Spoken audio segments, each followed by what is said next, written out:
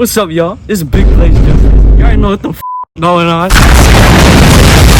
Wait for you to get it on your own. Expo deliver to you. Knock, knock. Open up the door. It's real. With the non-stop pop out and stainless steel.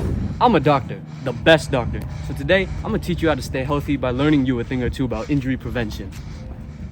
In the US, unintentional injuries are the leading cause of death in individuals under 45 years old. So being able to effectively reduce these injuries dramatically increases the well-being of people overall.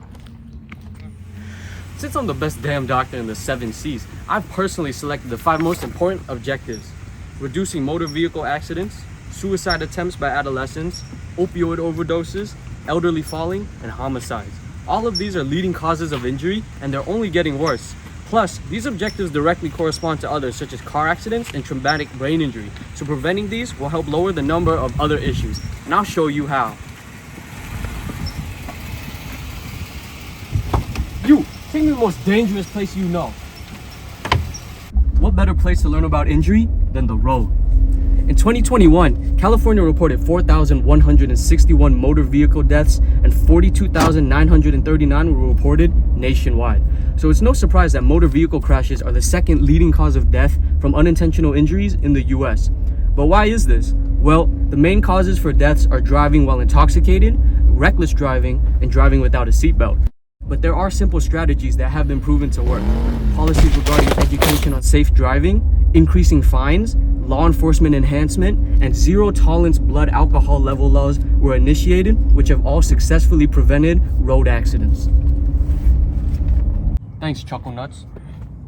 In 2021, 26,031 Americans died of homicide. Homicide may stem from many different situations, and there are many factors that increase the chance of homicide occurring. The World Health Organization states that it is caused by mixed factors at different levels, ranging from individual to societal. Common risk factors include an absence of good governance, a higher male population, and poverty. Obviously, getting shanked in the keister is a big deal, so governments worldwide have developed many different strategies. California is the highest ranked state for gun safety. This is because it has the strictest gun laws, prohibiting assault rifles like this, requiring mental health reporting to make sure you don't get too silly, and a 10-day after purchase waiting period to reduce impulsive actions. This year, Biden allocated $150 million to the U.S. Department of Justice for the development and implementation of community-based violence intervention programs nationwide. These programs aim to end criminal or delinquent behavior in individuals based on their racial, ethnic, and economic backgrounds. The interventions focus on responding to the impact of trauma within individuals and their underserved communities. Oh, gee willikers!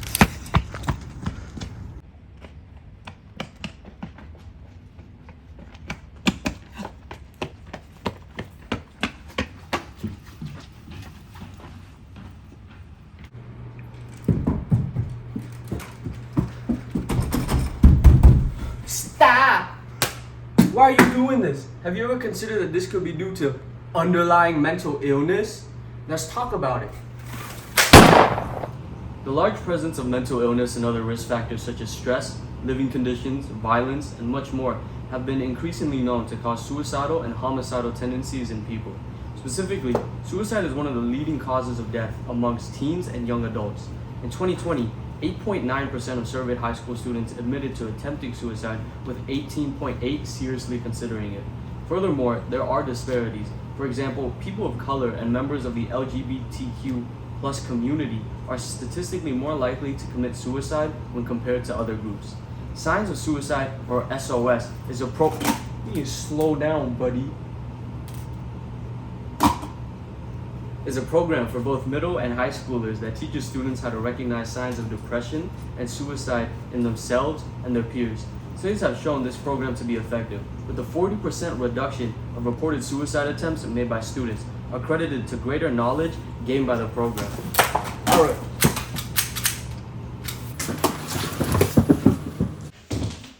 Thank God I escaped from that psychopath. Old people are lame, and so are their legs. So falling, unsurprisingly, is a leading cause of injury in individuals 65 and over, with 36 million elderly falls reported each year in America alone. As the oldies begin to expire, so do their minds and their bodies, which begin to deteriorate, impairing physical and cognitive function. In 2004, the Keeping Seniors Safe from Falls Act was passed, directing the Secretary of Health and Human Services to conduct research and implement the most effective interventions, such as education programs and installation of anti-fall accessories into people's homes.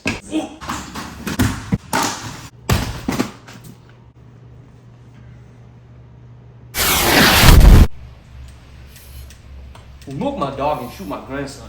That was one hell of a fall.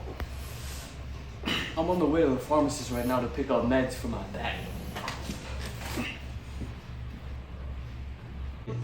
Opioid overdoses are the leading cause of injury deaths in the US, and they've been dramatically increasing in the past few years.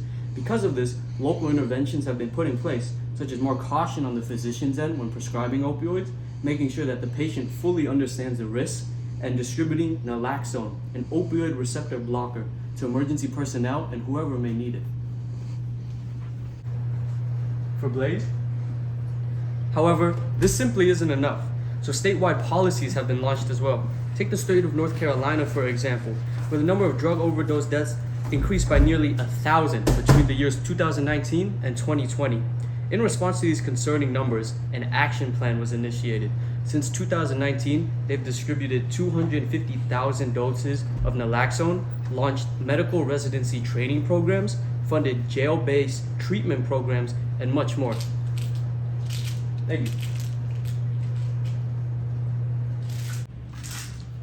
These programs have worked, but they're still not good enough. In fact, the numbers have risen since the data was published. Take all. All right.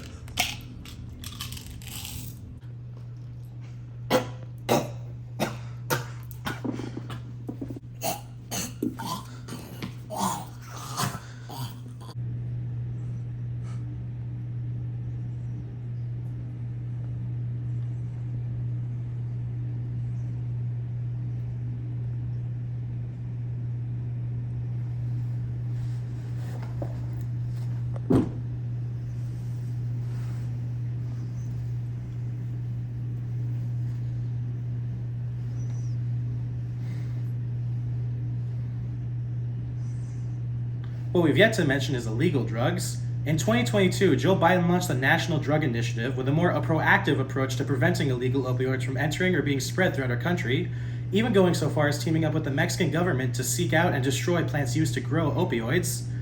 All these efforts have not proven to be enough yet, though, as the opioid epidemic continues to be an ongoing issue. Ooh. Oh man, I'm in heaven now. I'm so sorry I died. Oh, I have a pretty good connection up here. All of the programs and policies I've talked about today have reduced the number of overall injuries wherever they were implemented, which was the primary objective. As I have so eloquently explained, programs initiated at the local, state, and federal levels can be very effective as long as proper research is conducted to find the most effective intervention methods. Dr. Blazéd Justicé personally approves of all the programs mentioned as they have clearly worked and will continue to improve the well-being of the people. Wait.